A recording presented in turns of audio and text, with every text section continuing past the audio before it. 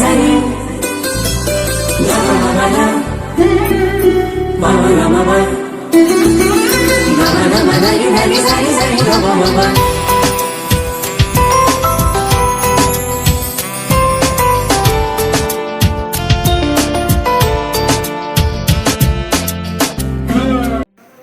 নমস্কার বন্ধুরা, কেমন আছো তোমরা সবাই? আশা করি তোমরা সবাই খুব ভালো আছো, আমিও কিন্তু খুব ভালো আছি। তো আজকে বারটি হচ্ছে বৃহস্পতিবার আর এখন বাজে সকাল 7:15। তো ঘুম থেকে উঠে চলে এসেছি। তো উঠেই জানলা খুলতে একটা সুন্দর দৃশ্য দেখতে পেলাম। সেটা হচ্ছে আমাদের যে পাশের বাড়ি আর কি, ওদের ওখানে একটা টিয়া পাখি এসে ওই সূর্যমুখী ফুলের বীজগুলো খাচ্ছিল। তো এমনিতে তো টিয়া পাখিরা সূর্যমুখী ফুলের বীজ খেতে ভীষণ পছন্দ করে। তো ও বসে বসে খাচ্ছিল আর ওকে দেখে আমার বাড়ির মিঠাইয়ের কথা আমার মনে পড়ে গেছিল। আর এদিকে দেখো, এদিকে প্রথমে সকালে উঠে ভাতটা বসিয়ে দিয়েছি, তারপরে এক পাশে হচ্ছে গিয়ে তরকারিও বসিয়ে দিয়েছি। আর সোনা পাপার জন্য বোতলের জলটা এখন ঢেলে রেখে দিচ্ছি। যেহেতু ও ঘুম থেকে উঠলে প্রথমেই তো এই বোতলটাতে ও ফার্স্ট জল খায়, ওকে প্রথম বেশ অনেকটা পরিমাণ আমি জল খাওয়াই। তাই ঘুম থেকে উঠে প্রথমেই আমি জলটা রেডি করে রাখার চেষ্টা করি, যাতে করে সোনা পাপা ঘুম থেকে উঠলে ওকে আমি ফোটানো জলটা অন্তত খাওয়াতে পারি। তারপরে এই যে বাকি জলটা গরম হতে বসিয়ে দিচ্ছি, ফোটানোর জন্য বসিয়ে দিয়েছি। এটা হচ্ছে গিয়ে ফ্লাক্সে ঢালবো। এটাতে তো সোনা পাপাকে সকাল সন্ধ্যের খাবারটা খাওয়াই এই গরম জলে গুলে। তোমরা তো সবাই জানো আমি সোনা পাপাকে সব রকম শুকনো খাবার গুঁড়ো করে রেখেছি, ওটাই সকালে আর সন্ধ্যেবেলা ওকে আমি টিফিন হিসেবে দিই। ও যেহেতু নর্মালি কোনো বিস্কিট বা আদার্স কর্নফ্লেক্স হেন তেন কিছুই খেতে চায় না, তাই ওকে এরকমভাবেই আমি সকালে আর সন্ধ্যের খাবারটা করে খাওয়াই। আর বাচ্চাদের জন্য এরকম শুকনো খাবার গুঁড়ো করে রেখে খাওয়ানো ভীষণ প্রোটিন। যদি বাচ্চা তোমার খেতে চায়, আর যদি বাচ্চা অন্যভাবে খেতে চায় তাহলে অন্যভাবে দিও। আমার বাচ্চা যেহেতু এটা ওটা খেতে চায় না, তাই কিন্তু আমি এমনভাবেই আমার বাচ্চাকে শুকনো খাবার গুঁড়ো করে রাখি, যেমন চিড়ে, ছোলা, নিউট্রিচয়েসের বিস্কিট, বাদাম, তারপরে কর্নফ্লেক্স সমস্ত কিছু দিয়ে আমি এই গুঁড়োটা রেডি করি। তারপরে এই যে দেখো, কড়াতে কিন্তু আমি সবজিটা সেদ্ধ করে গড়িয়ে রেখেছি। আজ হচ্ছে গিয়ে রান্না করব একেবারে নিরামিষ রান্না বান্না করব। আজ কোনো মাছ বা ডিম কিছুই করব না। আজ হচ্ছে গিয়ে বড়ি, তারপরে সব রকম সবজি, আলু, বেগুন, কুমড়ো টুমড়ো দিয়ে একটা ঘ্যাঁট করব। আর করব হচ্ছে নিরামিষ টক, ঢেঁড়স, কুমড়ো আর বেগুন দিয়ে একটা নিরামিষ কাঁচা আম দিয়ে টক করব। তো এই ঘন্টটা যেহেতু টক করব, তাই ঘন্টটা একটু মাখা মাখা করব, ঝোল রাখবো না, একদম গায়ে গায়ে ঝোল রাখবো। আর টকটা তো ঝোল থাকবে, যেহেতু টক করছি তাই ঘন্টটা একদম মাখা মাখা করবো। আর সোনা পাপা যেহেতু আমাদের তরকারি দিয়েই ভাত খায়, তাই ওর জন্যই আজকে ঘ্যাঁটটা বানানো, নাহলে আলু সেদ্ধ দিয়ে দিতাম। আর এই যে দেখো, আমি যে সেদ্ধ করা সবজিটা ছিল নুন হলুদ দিয়ে প্রথমেই কড়াতে একটুখানি তেল দিয়ে 5 ফোড়ন, শুকনো লঙ্কা, বড়ি ভেজে তারপরে ওই সেদ্ধ করা সবজিটা দিয়ে এখন ভালো মতন করে একটুখানি ঘেটে নেব। তো সবজিটা কত সুন্দর সেদ্ধ হয়েছে তোমরা দেখতেই পাচ্ছ। আর আমি না এই কড়াইটা চেঞ্জ করব ভাবছি, কারণ এই কড়াইটা আমার অনেকবারই মেজে পরিষ্কার করি, তবুও কেন জানি না একদম কালো ধরে যায়। এই সিলভারটাই হয়তো ভালো নয়। তো আমি ভাবছি, আমি অনলাইনে দেখেছি বেশ মাটির কড়াইগুলো বেশ সুন্দর দেখতে লাগে। তো তোমরা প্লিজ আমাকে কমেন্ট করে জানিও, তোমরা কি কেউ অনলাইন থেকে কিনে ওই মাটির কড়াইতে রান্না করেছো? আর রান্না কেমন হয় প্লিজ আমাকে কমেন্ট করে জানিও। আর আমার একটা ওই কড়াইগুলো নেওয়ার ইচ্ছে আছে, ভাবছি ওই একটা কড়াই আমি অনলাইন থেকে অর্ডার দিয়ে আনবো। তো এমনি মাটির জিনিসপত্র তো রান্না করা, খাবার দাবার খাওয়া ভালো। তারপরে মাটির কড়াইগুলো দেখতে বেশ সুন্দর লাগছে, বেশ কাঁচের ঢাকনি দেওয়া মাটির কড়াইগুলো। তো ভাবছি ওই কড়াইগুলো আমি একটা নেব। যেহেতু এইটা নিয়ে আমার এটা হচ্ছে 3 নম্বর কড়া, কিন্তু প্রত্যেকটা কড়ার আমার এই একই হাল হয়ে যায়। হয়তো আমি মাজতে পারি না, বা হয়তো আমার ভাগ্যেই সিলভারগুলো খারাপ পড়ে যায়, কী যে হয় আমি কিছুই বুঝতে পারি না। তো তারপর দেখলে ঘ্যাঁটটা নামিয়ে নিলাম। ঘ্যাঁটটা নামানোর পরে এখন টক বসাবো। টক বসাতে হলে তো সবজি আগে থেকে সেদ্ধ করতে হয় না। তেলের মধ্যে 5 ফোড়ন, শুকনো লঙ্কা দেবো, তারপরে সব রকম সবজি দিয়ে একটুখানি ভাজা ভাজা করে নেব, নুন হলুদ দিয়ে, লাস্টে সরষা বাটা ঢেলে আম দিয়ে হচ্ছে গিয়ে মাখা মাখা করে নামিয়ে নেবো। তাহলে কিন্তু টকটা আমার রেডি হয়ে যাবে। তো আমার শাশুড়ি মা কিন্তু নিরামিষ রান্নাবান্না ভীষণ ভালো করেন। এবারে বাড়ি গিয়ে তো বেশ অনেক রকম রান্নাবান্না করে খাইয়েছেন, আর আমাকে বেশ অনেক নাইটিও একটা কিনে দিয়েছেন, যেটা তোমাদের সঙ্গে শেয়ার করা হয়নি। তো ওটাকে সেলাই করতে দিয়েছি, ভাবছি দুটো একসঙ্গেই তোমাদের সঙ্গে শেয়ার করব। আর আজকে সোনা পাপার একটা জুতো আসার কথা আছে। তো সোনা পাপার জন্য মানে বেশ কয়েকদিন হলো জুতো কেনাই হয়েছিল না, কারণ সোনা পাপা তো মানে ওর বয়সের তুলনায় মানে হাইট ওর অনেকটাই কম, তাই কিন্তু পাও খুব একটা বড় হয় না, নতুন জুতোও কিন্তু কিনতে পারে না। আর তাই আজকে একটা জুতো ওর জন্য অর্ডার দিয়েছিলাম, আমার বেশ পছন্দ হয়েছিল, খুব একটা বেশি কিন্তু দাম নয়, ওই 200 টাকার ভেতরে। তো কম দামের ভেতরে জুতোটা কেমন আসে সেটাই হচ্ছে গিয়ে দেখার।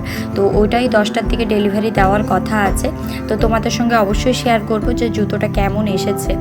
তো এখন দেখো সবজিগুলো সমস্ত ভেজে আমি ঢাকা দিয়ে দিচ্ছি, এটা একটুখানি সেদ্ধ হবে, ততক্ষণে আমি হচ্ছে গিয়ে তোমাদের দাদা ভাইয়ের জন্য হচ্ছে ব্রেকফাস্টটা বানিয়ে নেব। তো ব্রেকফাস্টের জন্য আজকে ওকে বানিয়ে দেবো হচ্ছে গিয়ে পাউরুটি দিয়ে স্যান্ডউইচ টাইপের। তো তোমাদের দাদাভাই তো স্যান্ডউইচ তারপর ওটস এসব খেতে ভীষণ পছন্দ করে, তো ওকে আজকে একটুখানি স্যান্ডউইচ বানিয়ে দেবো। অনেক দিন ধরে বানিয়ে দিইনি, যেহেতু আমরা বাড়ি চলে গেছিলাম, তার আগেও বেশ কয়েকদিন আগে থেকে ও অনেক দিন হয়ে গেল, টানা 1 মাস মতো হয়ে গেল ও এটা খায়নি।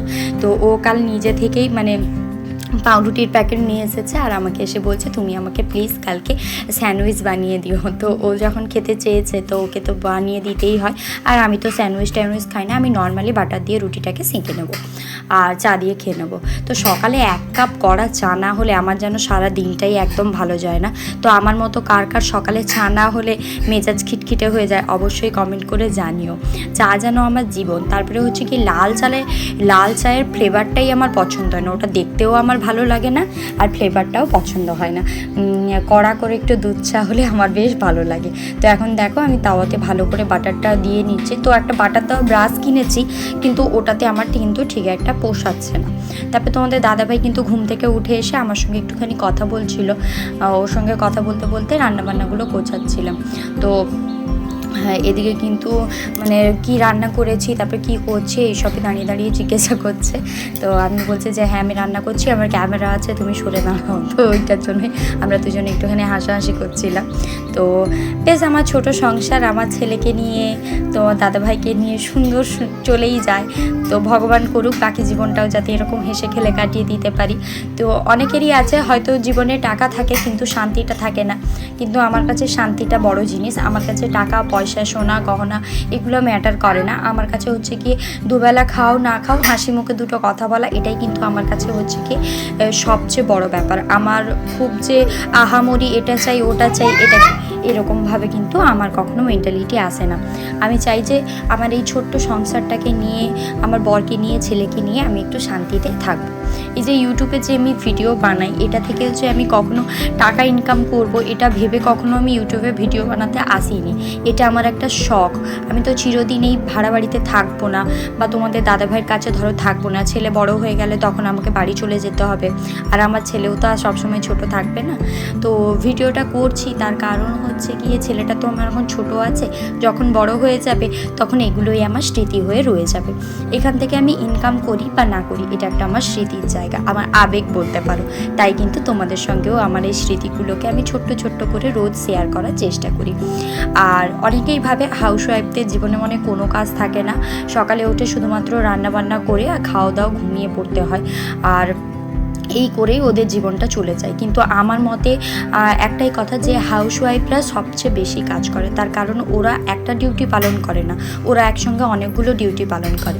যেমন সকালে উঠে তোমার বাড়ি রান্নাবান্না করে, তেমন ধোয়া মোছা কাচাও করে, তোমার ছেলেকেও মানে আগলে রাখে। তো অনেক কয়েকটা কাজই হাউসওয়াইফদের সামলাতে হয়। আর যারা বাইরে কাজ করে তারা তো শুধুমাত্র বাইরের দিকে চলে গেলেই ব্যাস হয়ে গেল, কিন্তু বাড়ির কাজ করতে ভীষণ মানে ক্ষমতা লাগে। সবচেয়ে বড় কথা মনের জোর লাগে হাউসওয়াইফ হওয়ার জন্য। চাইলেই কিন্তু বাইরে গিয়ে একটা চাকরি করা যায়, কিন্তু এই হাউসওয়াইফ হয়ে জীবন কাটানো এটার জন্য কিন্তু সত্যি মনের অনেক জোর লাগে।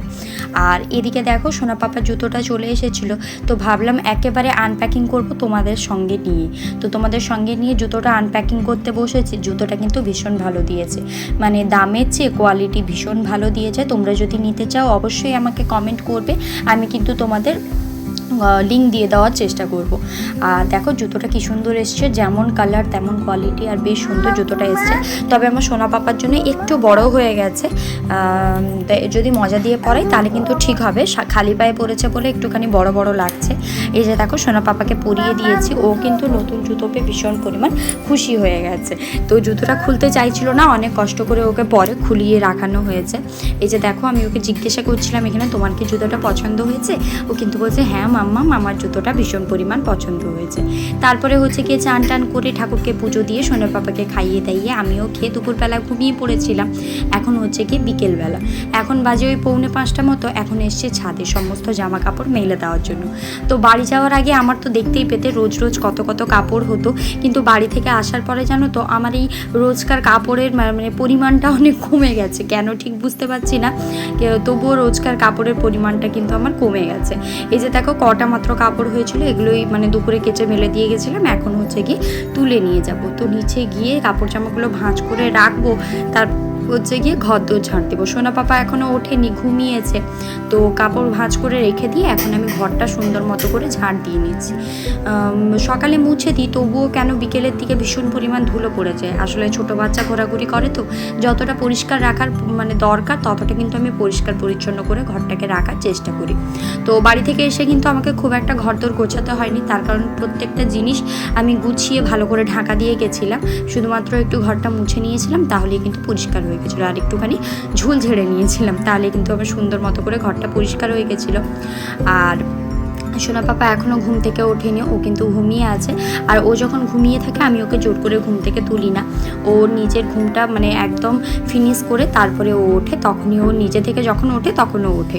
আর এই দরজাটার কাছে দেখি একটুখানি মাকড়সা ঝুল হয়ে গেছিলো, ওটাকেই ঝেড়ে দিলাম। আর এখন দুয়ারটা ঝাঁট দেবো।